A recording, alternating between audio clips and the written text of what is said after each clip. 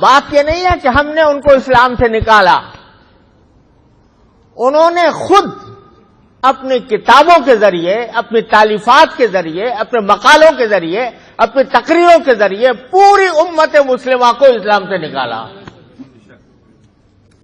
انہوں نے کہا کہ جو شخص مرزا غلام احمد قادیانی کی نبوت پر ایمان نہیں رکھتا، وہ نہ صرف یہ کہ مسلمان نہیں،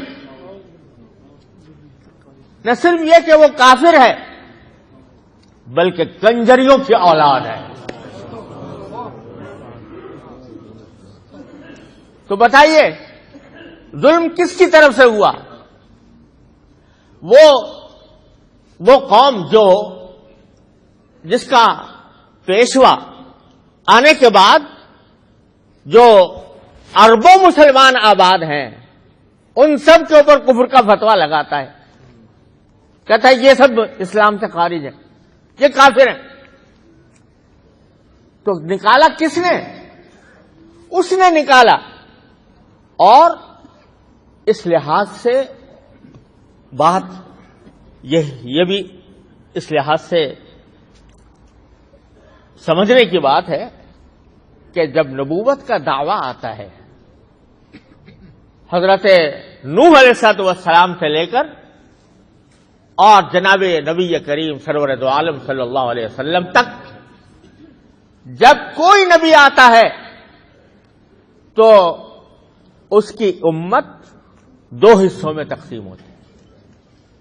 ایک حصہ وہ ہے جو اس پر ایمان لاتا ہے، مسلمان ہوتا ہے، اور ایک وہ ہے جو اس پر ایمان نہیں لاتا، اس کی تکذیب کرتا ہے، وہ کافر ہوتا ہے۔ اگر مرزا غلام احمد قادیانی نے جب دعویٰ کیا تو اس کا منطقی نتیجہ یہ کہ وہ جو اس کو نہ مانے اس کو کافر قرار دیا۔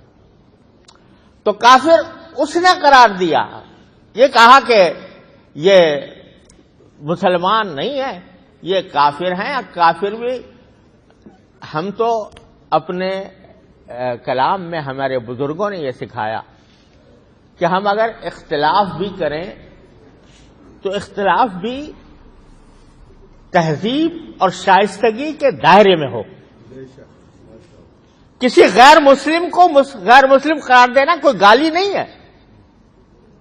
اگر ہم کسی عیسائی سے کہتے ہیں بھائی آپ مسلمان نہیں ہیں، کوئی گالی ہے؟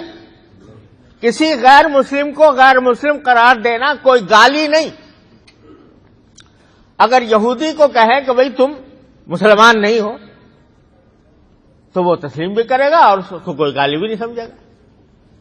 لیکن لہذا ہماری طرف سے یہ بے شک کہا گیا اور کہا جاتا رہا، کہتے رہیں گے، اپنی زندگی کے آخری سانس تک کہتے رہیں گے۔